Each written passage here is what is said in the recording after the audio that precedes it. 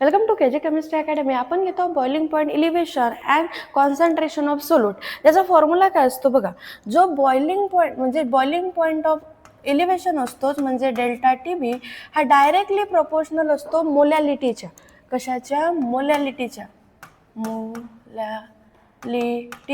आणि त्याला कशाने नोट केलं आपण? Small M. तर डेल्टा टी बी आता काय डायरेक्टली प्रोपोर्शनलचा साईन हटवून आपण लावतो के बी आणि इंटू एम. तो के बी तुमचा आहे प्रोपोर्शनॅलिटी कॉन्स्टंट किंवा यालाच मोलल इलिव्हेशन कॉन्स्टंट किंवा या इबुलिओस्कोपिक कॉन्स्टंट पण म्हणतात. याला काय म्हणतात? इबुलिओस्कोपिक कॉन्स्टंट. लक्षात ठेवाल. आणि जो आपला हा के बी असतो, हा के बी काय होईल? हा एम कुठे जाईल? इथं डिवाइडमध्ये, म्हणजे डेल्टा टी बी अपॉन एम.